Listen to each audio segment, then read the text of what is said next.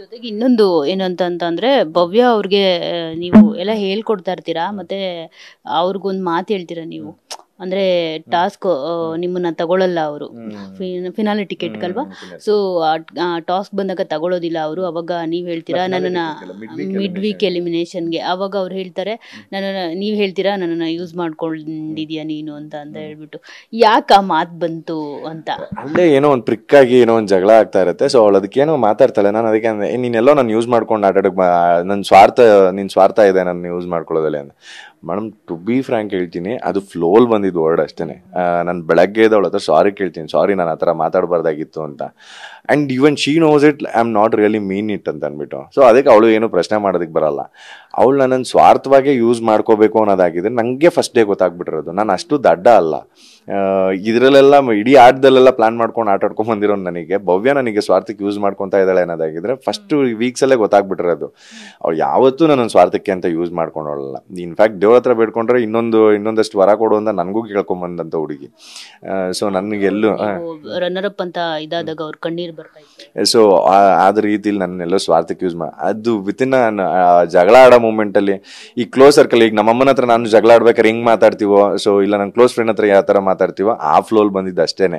ಅದೆಲ್ಲೋ ಅವಳಿಗೇನೋ ದೊಡ್ಡ ಸ್ಟೇಟ್ಮೆಂಟ್ ಕೊಡಬೇಕು, ನೀನು ನನ್ನ ಸ್ವಾರ್ಥಕ್ಕೋಸ್ಕರ ಯೂಸ್ ಮಾಡ್ಕೊಂಡಿದ್ಯಾ ಅನ್ನೋ, ಐ ಡಿಂಟ್ ಮೀನ್ ಇಟ್. ನಾನು ಅದಕ್ಕೆ ಭವ್ಯ ಎವಿಕ್ಟ್ ಆಗಿ ಆಚೆ ಹೋಗ್ಬೇಕಾದ್ರೆ ನಾನು ಅದಕ್ಕೆ ಅವಳಿಗೆ ಹೇಳ್ತೀನಿ, ನೀ ಇಲ್ಲಿವರೆಗೂ ಯಾರೇನೇ ಮಾತಾಡ್ಕೊಳ್ಳಿ ಭವ್ಯ, ನೀನು ಆರಾಮಾಗಿ ಒಂದು ಫ್ರೆಂಡ್ಶಿಪ್ನು ಕ್ಲೀನಾಗಿ ಮೇಂಟೈನ್ ಮಾಡ್ಕೊಂಡು ನಿನ್ನಾಟ ನೀನು ಆಡ್ಕೊಂಡು ಟಾಪ್ 6 ತನಕ ಬಂದಿದ್ಯಾ, ಅದು ನಿನ್ನ ಏಜಿಗೆ. I am really proud of you ಅಂತ ಅಂದ್ಬಿಟ್ಟು. ಜೊತೆಗೆ ಇನ್ನೊಂದು ಏನಂತಂದ್ರೆ ನಿಮ್ಮ ಹಾರ್ಟ್ ಎಷ್ಟು ಬಂಡೆ ಆಗಿದೆ ಅಂತ. ಬಿಕಾಸ್ ನಾನು ನೋಡ್ತಾ ಇರ್ತೀನಿ ಭವ್ಯ ಅವ್ರಿಗೂ ನೀವು ಯಾವುದೇ ರೀತಿ ಗೇಮ್ ಅಂತ ಬಂದ್ರೆ ನಾನೇ ನಿನ್ನ ಫಸ್ಟ್ ಆಚೆ ಆಗ್ತೀನಿ ಅಂತ ಎಲ್ಲ ಹೇಳ್ತಿರ್ತೀರಾ. ಸೊ ಯಾಕೆ ಆ ತರ ಬಂಡೆ ಅಂತ ಏನಿಲ್ಲ ಮೇಡಮ್. ಒಂದು ಆಟ ಅಂತ ಬಂದಾಗ ಹಂಗೆ ಆಡ್ತೀವಿ ನಾವು. ಆಕ್ಚುಲಿ ಇನ್ನೂ ತುಂಬಾ ಇದಾಗ ಆಡ್ತೀವಿ ಕ್ರಿಕೆಟ್. ಮತ್ತೆ ಒಬ್ಬ ಸ್ಪೋರ್ಟ್ಸ್ ಪರ್ಸನ್ಗೆ ಅದು ಕಾಮನ್ ಆಗ್ಬಿಟ್ಟಿರುತ್ತೆ. ನನ್ನ ಪಕ್ಕ ಎಂತವನೇ ಬಂದು ನನ್ನ ಆಪೋಸಿಟ್ ನಿಂತ್ಕೊಂಡ್ರು ಅಂತಂದ್ರೆ ನಾನೇ ಗೆಲ್ಬೇಕು ಅಂತ ಆಡ್ತೀವಿ. ಆಟ ಮುಗಿತಾ ನಮ್ಕಿನ್ನ ಕ್ಲೋಸ್ ಆಗಿ ಇನ್ಯಾರು ಇರಲ್ಲ.